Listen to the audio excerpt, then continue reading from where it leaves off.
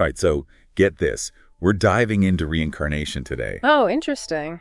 but through like a totally different lens than usual. Okay. We're going to be looking at it through the Baha'i Faith. Wow. And they have like a really unique perspective on it. I bet. You have so many belief systems where reincarnation is like a given, a core principle. Exactly. But the Baha'i Faith kind of comes in with a whole different angle. Yeah, and that's what we're going to be exploring today, right? Absolutely. We've got these excerpts here from Pasted Text, and we're going to deep dive into it. Yeah. But what's really fascinating to me is we're not just looking at like what they believe, Right. but we're going to get into the WHY. The reasoning. Yeah, the reasoning, the philosophy behind it. And that's key, really, because to understand their perspective on reincarnation, you kind of have to start with like their concept of the soul itself. Okay, so like where's the soul coming from? Where is it going? What is it even? Yeah, exactly. So they believe that each soul is a unique, non-material creation. Okay. And it's brought into being by God at the very moment of conception. So not like some cosmic, was it a recycling program? Yeah. Where souls are like jumping from body to body? No, not at all. Each one is like brand spanking new. Exactly, yeah. It's like a fresh spark of divine light. Ooh, I like that. With the potential to, reflect God's attributes as it grows. And this growth, this journey of the soul, it doesn't end when we die. Oh. Immortality is central to the Baha'i belief system. So, okay, wait, so what happens to the soul after death then? Right. If it doesn't end, does it just hang out somewhere? It doesn't just hang out, no. Okay. Abdul Baha, who's, a central figure in the Baha'i Faith, describes it beautifully in some answered questions. Okay. And he says, and I'm paraphrasing here, that death is simply a transition for the soul. It's like moving from one room to another. Okay. But the journey towards God, the progress, that continues. When you put it like that, it really makes you think about death differently, Absolutely. Less of an ending and more of a continuation. Continuation, yeah. Yeah. But okay, so the Baha'i Faith doesn't believe in reincarnation, right? Oh, I don't. So what's the logic there? Right. Why not come back for another round in the physical world? Well, there are a few key arguments against reincarnation from the Baha'i perspective. Okay. And they all tie back to this idea of the soul's purpose. So, for one, they see this material world, the one we're in now, as a temporary training ground. Okay. A place for the soul to, develop virtues. Reincarnation to them would be like getting stuck in a loop. Interesting. Delaying the soul from reaching its true goal, union with God. It's the ultimate destination, the highest form of spiritual achievement. So reincarnation would be like, what, taking a detour? Yeah, exactly. On a road trip? Yeah. You might have some cool experiences, but ultimately you're going to be late to the party. Exactly. It delays your arrival. That makes sense. At the destination. So it's about staying focused on the ultimate goal. Yes, definitely. What are some of the other arguments against reincarnation? Well, this is where it gets interesting. Okay. The Baha'i Faith believes in immediate divine justice. Okay. So what you do in this life has consequences. Right.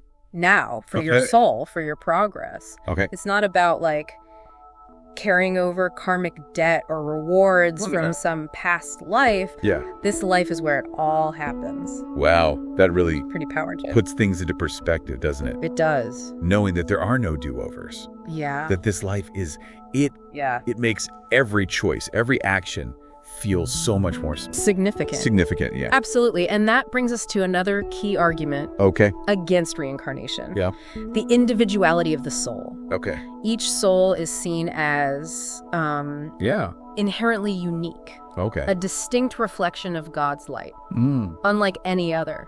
So not like a cookie cutter kind of thing? No, not at all. Okay. And this clashes with the idea of a soul inhabiting, multiple bodies, almost like wearing different costumes. Each soul has its own song to sing, you could say. I love that. Yeah. Each soul having its own song. Yeah. It's like a beautiful mosaic where every piece is essential. Yes. Totally irreplaceable. Exactly. And that leads us to the fourth point. Okay. The Baha'i Faith believes that spiritual progress continues in the realms beyond this physical world, even after death. Yeah. So returning to a physical existence would a step backward. Okay. A disruption to that eternal journey. So it's not that they think the physical world is like bad or anything? No, not at all. It's just that it serves a specific purpose. It does. In the soul's journey. Exactly. And once that purpose is fulfilled, it's on to bigger and better things. Exactly. Precisely. Okay. So graduating from one level of schooling to the next. You don't go back to kindergarten once you've mastered calculus. You don't. There's a natural progression. I like that. That's a good analogy. Yeah. Yeah, you don't want to be stuck in kindergarten forever. No, definitely not. All right, so it really makes you think about like life and death differently, doesn't it? It does, yeah. It's like the Baha'i perspective elevates both of them in a way. I think so, definitely. It gives them deeper meaning. Yeah. But, okay, there's one thing that's still kind of like tripping me up. Okay. They don't believe in reincarnation. Right. But they do have this idea of rebirth. Right. Right? They do. So what's that about? Yeah, that's a great question. Yeah. And it's where things can get a little tricky. Okay. The Baha'i concept of rebirth isn't about literally being born again into another physical body. Okay. It's more about a transformation that happens within this lifetime. Okay. A spiritual awakening, you could say. So like a shift in perspective. Yeah, exactly. Change in like how you see the world and your place in it. Exactly. Abdu'l-Baha, in Some Answered Questions, talks about two kinds of birth. Okay. The first is our physical birth. Okay, so when we enter this world. Right, exactly. The second is a spiritual birth, marked by a profound shift in our understanding and our connection to the divine. So it's not about like going back to square one. No. It's about evolving, becoming more aligned with your spiritual purpose. Exactly. Okay, that makes sense. Good. But, okay, if this is our only shot, if there's no coming back for a second, try. Doesn't that kind of put a lot of pressure on us to get it right? In a way, yes. Yeah. But it's not about pressure. It's about recognizing the incredible value of this life. Okay. The Baha'i teachings encourage us to see every single moment as a precious opportunity for growth. Okay.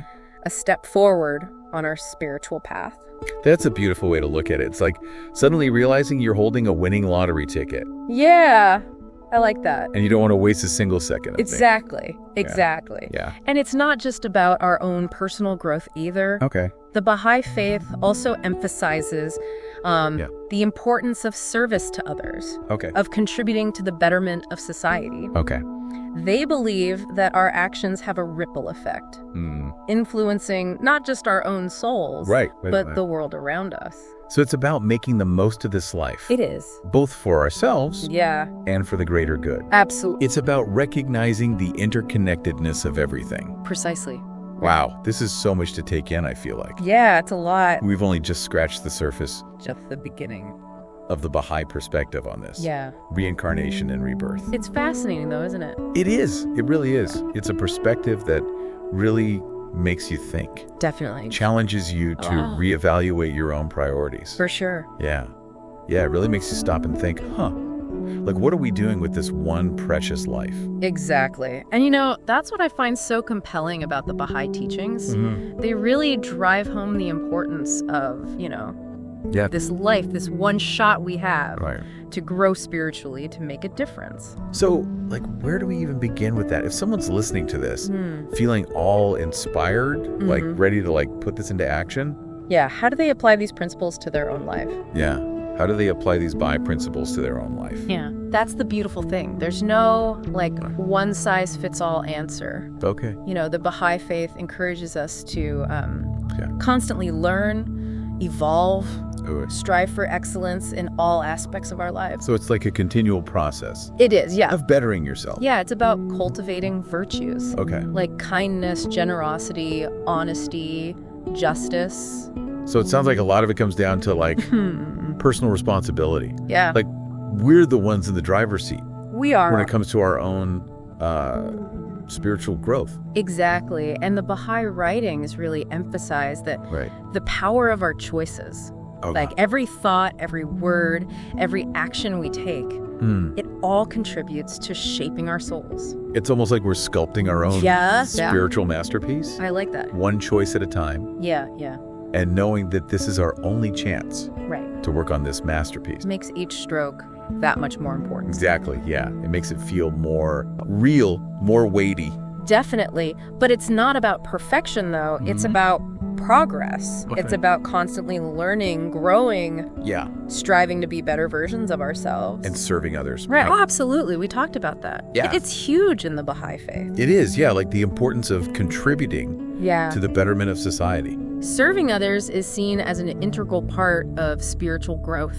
It's about recognizing, the interconnectedness of humanity. Yeah. And working to create a more just and loving world. It's fascinating, isn't it? It is. That their perspective on reincarnation, or I guess lack thereof, leads to such a profound understanding of life's purpose. And it's not about escaping this world or coming back for another go. Right. It's about, like you said, making the absolute most of this one. This one, yeah. Right here, right now. I think that's a perfect note to end on, actually. The Baha'i teachings really challenge us to see this life, this very moment, as a gift. Yeah. An opportunity to grow, to learn, to love. Yeah. And to leave the world a little brighter than we found it. Beautiful. What an inspiring thought. Well, on that note, a huge thank you to you, our listeners. Yeah, thanks for joining us. For joining us on this deep dive into the world of Baha'i thought. It's been fun. It has. Until next time. Until next time. Keep seeking, keep growing. Keep learning. And keep making each day count.